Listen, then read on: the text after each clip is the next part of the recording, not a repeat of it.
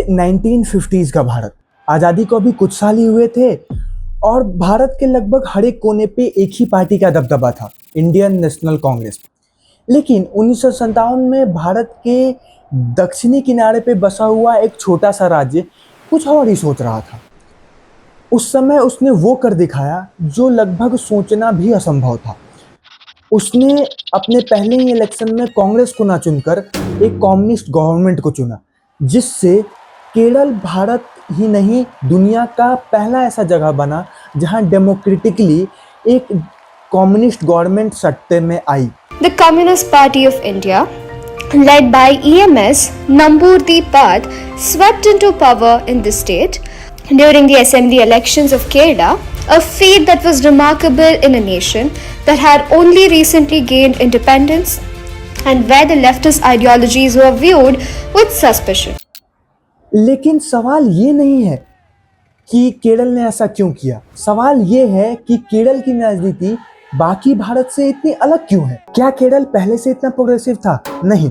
1880s के around Kerala का caste system बहुत ही रिजिड था। वहां पर लोअर कास्ट को अपर कास्ट से बातचीत करने के लिए भी एक खास दूरी निश्चित कर दी गई थी। वहां मार्जिनाइल कम्युनिटीज को मंदिर में भी जाना अलाउड नहीं था। इस समय श्री नारायण गुरु ने एक फिलॉसफी दी, one caste one religion one God, और उनके आइडियाज ने मार्जिनाइल कम्युनिटीज को एक नई पहचान और आत्मविश्वास से भर दिया। और यहीं से केरल में सोशल रिफॉर्म मूवमेंट्स की एक लंबी चेन शुरू हुई और आगे चलकर यही पॉलिटिकल अवेयरनेस केरला के पॉलिटिक्स को बाकी भारत से अलग बनाने वाली थी। लेकिन अगर ये सोशल रिफॉर्म मूवमेंट्स पहले से चल रहे थे तो 1957 में लोगों ने कांग्रेस को छोड़कर कम्युनिस्ट को क्यों चुना? इस कहानी की शुरुआत होती है उन किसानों और डेली वेज वर्कर्स से जिनसे लैंडलॉर्ड साल भर काम कराते और ज्यादातर अनाज खुद रख लेते और फैक्ट्रीज में लेबर से दिन भर काम कराते और डेली वेज का कुछ हिस्सा कॉन्ट्रैक्टर रख लेते। इन अत्याचारों के बीच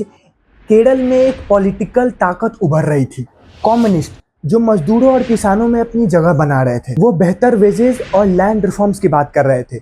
धीरे धीरे उनके आइडियाज को सपोर्ट मिलना शुरू हुआ और जमीन पर रह के सपोर्ट करने के कारण जब 1957 के इलेक्शंस आए तो कम्युनिस्ट केरला के लोगों के लिए कोई अनजाना ताकत नहीं। सालों तक गांवों, खेतों और मजदूरों के साथ काम करके उन्होंने उनका भरोसा जीत लिया था। इलेक्शन तो कम्युनिस्ट पार्टी जीत गई, बट असली चैलेंज अब शुरू हुआ था।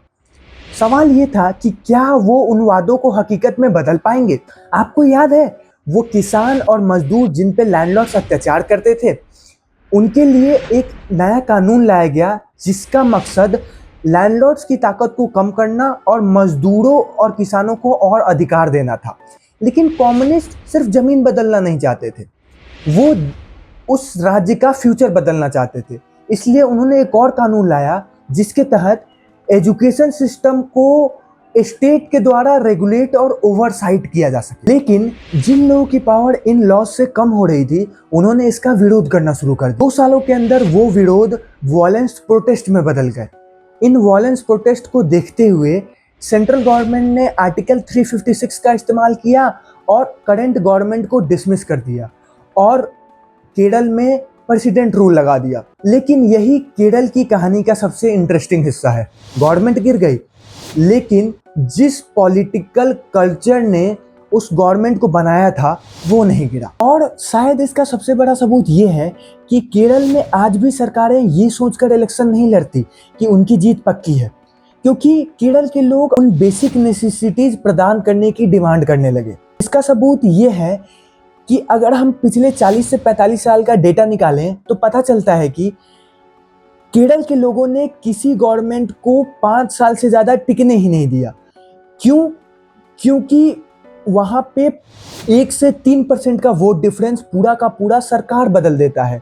मतलब लोग गवर्नमेंट से परफॉर्मेंस एक्सपेक्ट करते हैं, आइडियोलॉजी नहीं। इसलिए केरल में इलेक्शंस अक्सर नेशनल नैरेटिव पे नहीं, एजुकेशन, हेल्थ केयर, वेलफेयर और लोकल गवर्नेंस जैसे इश्यूज पे लड़ी जाती हैं। इसका कारण वो सोशल रिफॉर्म्स है जिसने लोगों को सवाल पूछना सिखाया, वो लेबर मूवमेंट्स हैं जिसने लोगों को ऑर्गेनाइज होना सिखाया, वो पॉलिटिकल स्ट्रगल्स हैं जिसने लोगों को पार्टिसिपेशन सिखाया।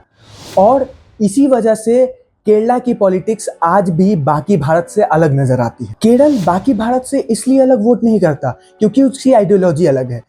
वो इस पे वोट करता है कि क्या इस गवर्नमेंट ने बेटर एजुकेशन, हेल्थ केयर और इंफ्रास्ट्रक्चर प्रोवाइड किया कि नहीं। क्यों? क्योंकि केरल की कहानी किसी कम्युनिस्ट पार्टी या कांग्रेस पार्टी की कहानी नहीं है। ये उन सोशल रिफॉर्मर्स, किसान, वर्कर्स और वोटर्स की कहानी है जो पॉलिटिक्स सिर्फ लीडर का काम नहीं समझते। और शायद इसलिए भी जब पूरा भारत एक डायरेक्शन में वोट कर रहा होता है तो केरल अपना एक अलग रास्ता चुनता है। अगर आपको इस वीडियो से कुछ सीखने को मिला, इस वीडियो को लाइक करें और चैनल को सब्सक्राइब करें। Thank you.